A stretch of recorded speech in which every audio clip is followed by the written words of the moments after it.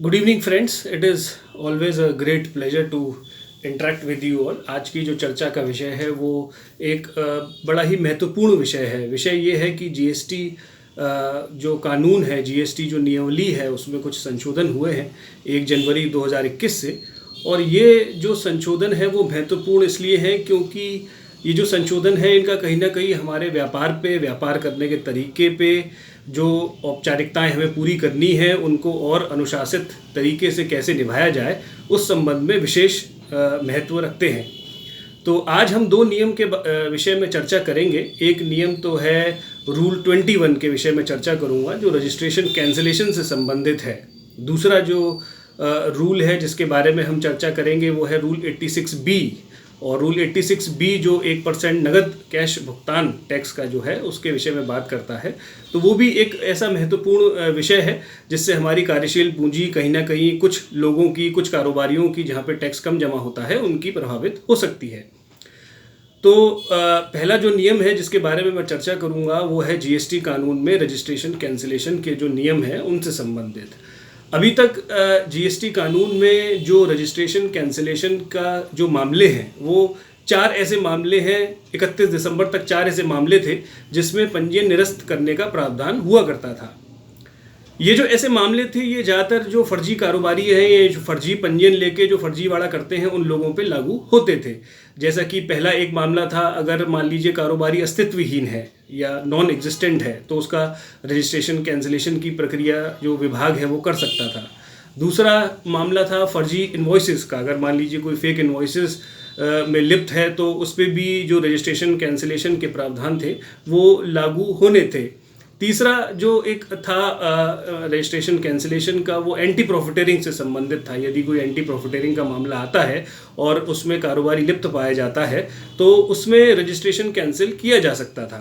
और चौथा जो है वो बैंक खाते से संबंधित था कि अगर आप नया पंजीयन लेते हैं तो आपको अपना जो बैंक स्टेटमेंट है वो अपलोड करना था, और यदि आपने समय से बैंक स्टेटमेंट अपलोड नहीं करा तो उसमें एक नियम कैंसिलेशन का था। तो ये जो 4 मामले अभी तक थे जीएसटी कानून में वो ऐसे मामले थे जो कुछ ही जो 1 या 2% जो कारोबारी फर्जीवाड़े में लिप्त थे, नॉन एग्जिस्टेंट थे, उनके विषय में वो लागू थे। लेकिन 1 जनवरी 2021 से इस जो नियम है इसमें संशोधन हुआ है।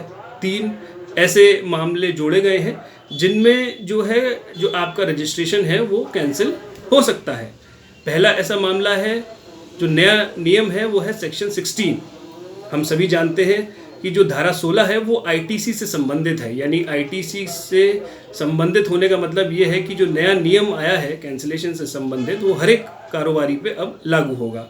यानी कि आपको आईटीसी से संबंधित जितने भी प्रावधान हैं उनका विशेष ध्यान रखना होगा।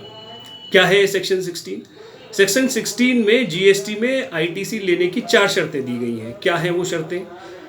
आपको आईटीसी लेने के लिए 4 शर्तों का पालन करना होगा। पहली शर्त है you should have a tax invoice. दूसरा है you should have received the goods और सर्विसेज। तीसरा है the supplier must have paid the tax. और चौथा है the recipient must have filed his GST 3B। तो ये 4 शर्तें पूरी करने के बाद ही आपको आईटीसी मिलने का नियम है। अब यदि आपकी तीसरी शर्त है, यदि आपके विक्रेता ने कर नहीं चुकाया है तो आपको आईटीसी अब नहीं मिलेगी। एक सेक्शन 16 में प्रोविजन है 180 डेज पेमेंट रूल। यानी कि आपने मान लीजिए मैंने आपको कोई माल बेचा, 1 लाख रुपए का माल बेचा और 18% की दर से 18,000 रुपये का उस पर टैक्स लगाकर, यानी कि आपको मुझे भुगतान करना है 1,18,000 का। तो जीएसटी की धारा 16 में ये प्रावधान है कि आपको 1,18,000 रुपये का जो भुगतान है मुझे 180 दिन के अंदर मुझे करना होगा। अब मान लीजिए आपने मेरा भुगतान 180 दिन में नहीं किया तो सरकार कहती है जब 180 दिन खत्म हो जाएंगे तो जो रिसिपिएंट है, प्राप्तकर्ता है, वो 18,000 रुपये सरकार को वापस देगा। अब मान लीजिए हमारे केस में आपने मुझे जो मैंने आपको 1 लाख का माल बेचा तो आपने मुझे भुगतान किया मान लीजिए 2 साल बाद। तो वो कहते हैं 2 साल बाद भले ही आप 18,000 रुपये का आईटीसी पुनः जो बायर है वो ले सकता है, लेकिन 2 साल का जो ब्याज का नुकसान है 18,000 रुपये पे 18% से 2 साल की जो ब्याज है उसका नुकसान बायर को होगा।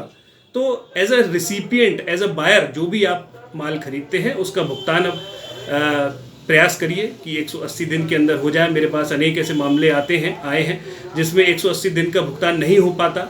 मेरी कारोबारियों से बात हुई, उनका ये कहना है कि उनकी बिजनेस साइकिल कुछ इस तरीके की है कि उनके लिए ये व्यवहारिक नहीं है कि वो 180 दिन के अंदर भुगतान कर लें।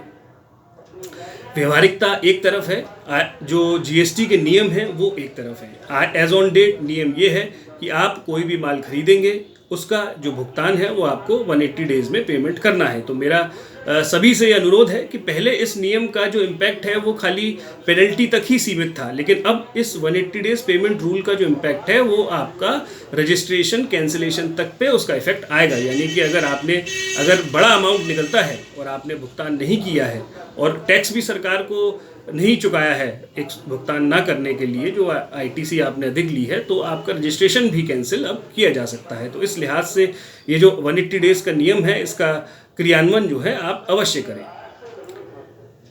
इसी धारा 16 में कॉन्ट्रावेंशन में एक नियम आया था 9 अक्टूबर 2019 से, रूल 36(4), जो संशोधित किया गया है 1 जनवरी 2021 से। अब वो कहते हैं, मान लीजिए मैंने किसी मंथ में जो मेरी आईटीसी है वो 1 लाख रुपए है बुक्स पे, लेकिन मेरा जो 2B है, जो पोर्टल है, उस पर जो आईटीसी है वो मान लीजिए 50,000 रुपीज़ रिफ्लेक्ट कर रही है। तो इस नए नियम रूल 36(4) के हिसाब से अब केवल मैं 5% अतिरिक्त आईटीसी यानी कि केवल 52,500 रुपये ही अपने जो जीएसटी या 3B है उसमें क्लेम कर सकता हूं। तो यानी कि अब हमें ये भी ध्यान रखना होगा कि जो भी हम माल खरीद रहे हैं उसका जो इन्वॉइसेस हैं वो टाइमली हमारे पोर्टल पे रिफ्लेक्ट करें। अगर ऐसा नहीं होगा, ज़्यादा विसंगति होगी, तो उस केस में कहीं ना कहीं कारोबार की जो कार्यशील पूंजी है हम लोगों की कहीं ना कहीं अटकेगी। तो ये जो नए नियम आए हैं उसमें पहला नियम ये जोड़ा है कि धारा 16 का अगर आप कॉन्ट्रावेंशन करेंगे तो रजिस्ट्रेशन कैंसिल हो सकता है। तो मैंने धारा 16 में क्या क्या नियम आईटीसी से संबंधित है उसको ब्रीफ किया। दूसरा एक बड़ा ही विचित्र या आप कह लीजिए बड़ा ही अनोखा एक नियम बनाया गया है। वो ये कहते हैं, अगर किसी भी महीने में in one or more tax period, if your value of supply in GSTR1 is more than the value of supply reflected in GSTR3B, यानी कि GSTR1 के आंकड़े अधिक हैं एज कम्पेयर टू GSTR3B किसी एक या एक से अधिक कर अवधि में, तो भी आपका रजिस्ट्रेशन कैंसिल किया जा सकता है। तो ये जो नया नियम है ये बड़ा ही ऐसा हो सकता है कि कुछ जेन्युइन कारण हो कि मान लीजिए आपने GSTR1 में कुछ बिक्री दिखा दी हो जो 3B में प्रदर्शित नहीं हो पाई हो। तो ऐसे मामलों में अब हमें विशेष ध्यान ये रखना होगा कि हमारे GSTR1 और GSTR3B की जो बिक्री है वो उसमें आपस में सामंजस्य हो।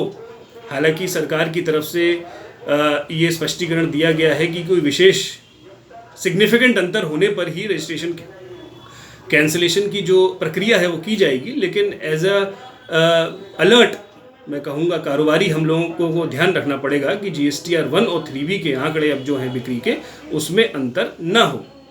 तो एक तो धारा 16 का नया प्रावधान आया है कि अगर उसका उल्लंघन करेंगे तो जीएसटी रजिस्ट्रेशन कैंसिल हो सकता है।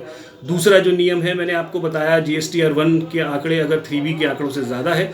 और तीसरा और एक विशेष एक नया नियम बनाया गया है, इसको भी मैं थोड़ा सा विचित्र नियम कहूँगा, क्योंकि इस नियम में उन्होंने आपकी जो टैक्स की पेमेंट है उसको कुछ ना कुछ 1% तक रिस्ट्रिक्ट किया है कि आप उसको नगद में भुगतान करें। नगद मीन्स आप उसमें जैसे एक एग्जांपल के माध्यम से हम समझते हैं, मान लीजिए किसी भी टैक्स पीरियड में वो कहते हैं कि अगर आपकी जो टैक्सेबल सेल है वो अगर 50 लाख से ज़्यादा है, मान लीजिए मेरे एग्जांपल में 60 लाख की मैंने किसी महीने में सेल करी, तो वो कहते हैं मान लीजिए 18% का आइटम है तो 60 लाख पे 18% हुआ 10,50,000 रुपये। तो वो कहते हैं कि 10,50,000 रुपये में से कम 1% यानी कि 10,500 रुपये आपको नगद भुगतान करना ही पड़ेगा।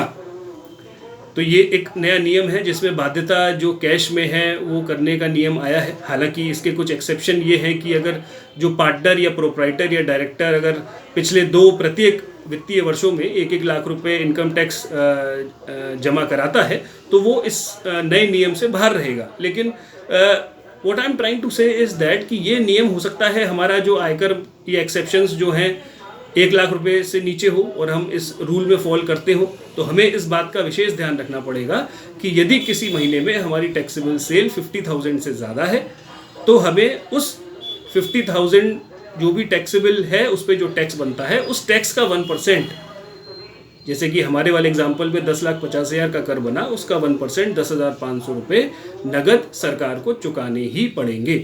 तो इस नियम का अगर उल्लंघन किया जाएगा तो क्या होगा, तो वो उन्होंने रूल 21 में भी इस तीसरा इनकॉर्पोरेट करा है कि अगर 86B का कोई कॉन्ट्रावेंशन करेगा तो भी जीएसटी रजिस्ट्रेशन कैंसिलेशन की प्रक्रिया को अंजाम दिया जाएगा।